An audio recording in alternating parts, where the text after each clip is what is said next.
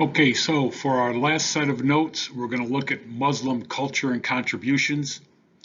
As we learned in our other two previous sections, we've noticed that the Muslim culture has expanded and it comes from many different places. So in the Muslim society, we know that it was absorbed and blended many cultures and traditions. The major cities were Damascus for the Umayyad capital. We had Baghdad for the Abbasid capital.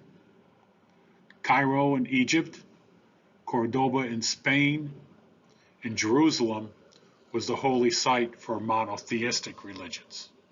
And we remember the monotheistic religions, of course, Judaism, Christianity, and Muslim.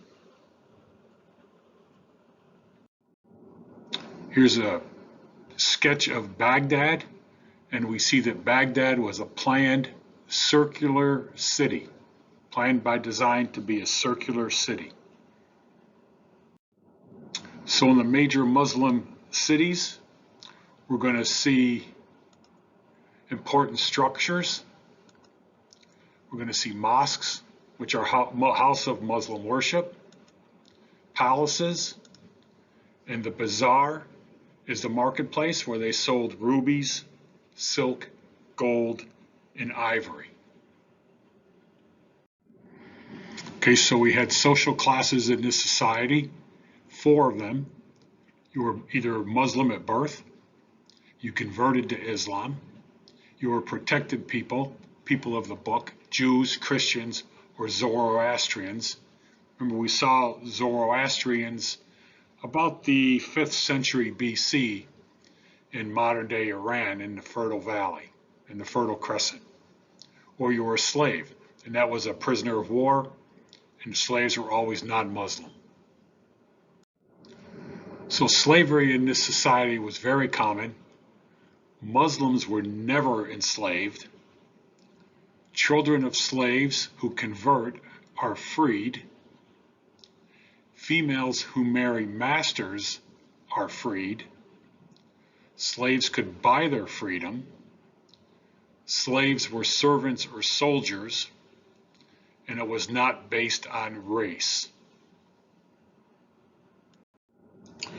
So women in this society, the men are the managers of the affairs of women. Righteous women are therefore obedient. The Quran also says men and women as believers are equal. Women have special legal rights and could own property and businesses, as we saw with Muhammad's wife. She was a successful businesswoman and trader. Overall, more economic and property rights than other women at the time. And the husband could divorce his wife by saying, "I dismiss thee," 3 times, and the divorce would become final in 3 months. An interesting side fact on this is the Quran also says that men can have no more than 4 wives, but most did not have more than 1 because they had to pay a dowry to the woman in order to marry her, and most men could not afford it. And the dowry is kind of like, well, you can marry my daughter, but we need $100 for you to do that, and most people couldn't afford to pay. So the empire had a massive trading network that spread Islam and the Arabic language across the Indian Ocean, the Mediterranean Sea, the Silk Road, across deserts and mountains. They used credit, they formed banks, and they had an early form of check writing, which Mr. Fox addressed the other day, and the checks were called sacks. An interesting thing here, just as a side, so their network brought them gold and slaves from Africa, silk and porcelain from China, and spices from India. So as far as learning goes, Muhammad was a big believer in this.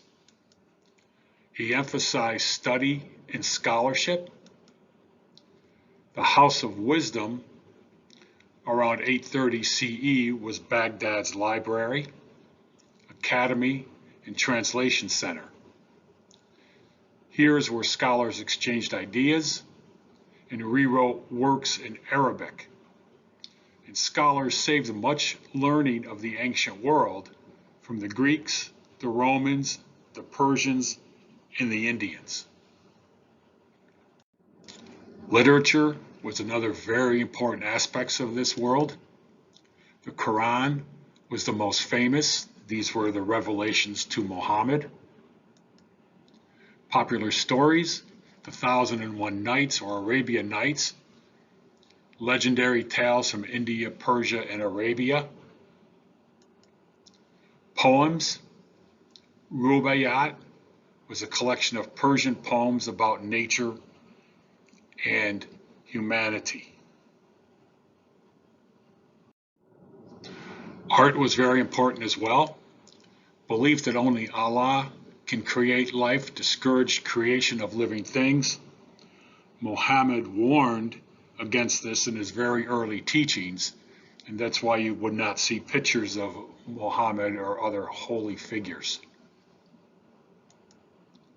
Muslims express their creativity in different ways. Calligraphy, which is still used today, is an art of beautiful writing. And the Arabic style was repeating geometric shapes, which we see in tiles and things like that still today in decorations and design. Here you can see some examples of this artwork. It's very pretty, and you see it more and more in high-end places today. So in their architecture, they adapted domes and arches. In their mosques, they would have a dome, and they'd have a special wall inside the mosque under the dome, which would be facing Mecca. Minarets are the towers where believers called to prayer. We saw some depictions of these towers in other slides. Someone would go up at prayer time and let everyone know that it was time to pray. Courtyards often contained fountains for washing so that the worshipers were cleansed. The Dome of the Rock was in Jerusalem. It's situated on a site of a Jewish temple. It's believed to be the rock where Abraham was to sacrifice his son. And it is also believed to be the place of Muhammad's ascent to heaven to learn the will of Allah.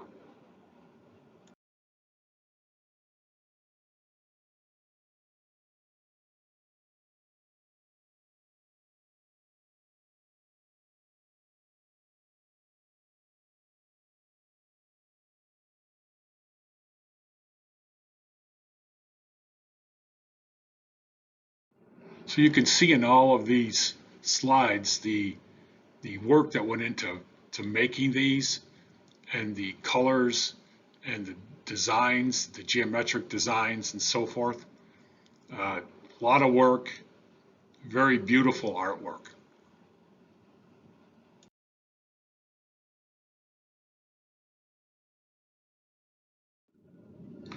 So they also were big into astronomy.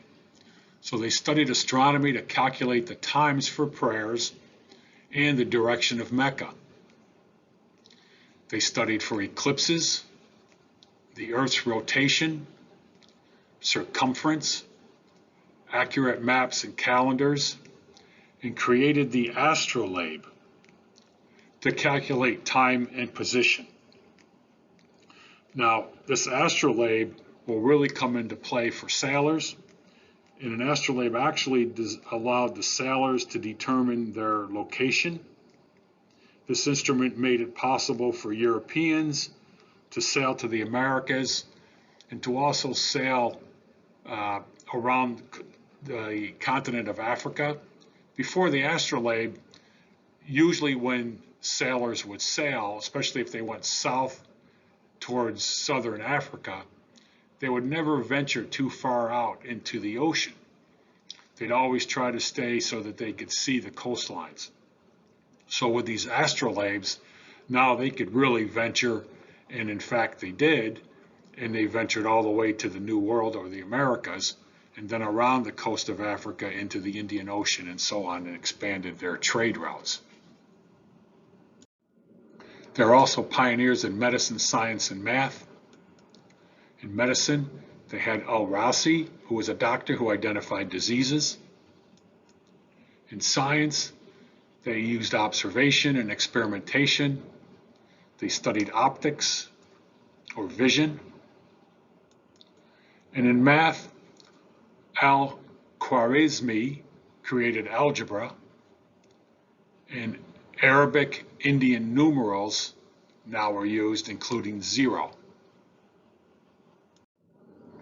So they did a great deal of innovating, especially where it came to water and irrigation. On the left, you can see a water wheel, and on the right, you can see another sign form of irrigation.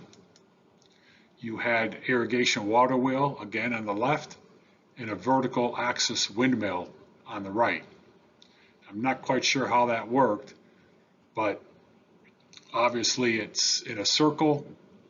The wind caught the sheets and turned it. Instead of having horses or mules or camels turn the wheel.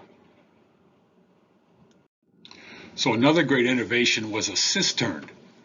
And a cistern is actually something that's built that collects rainwater for future use, whether for, usually for agriculture, of course, because they didn't really drink it, but it was for agriculture.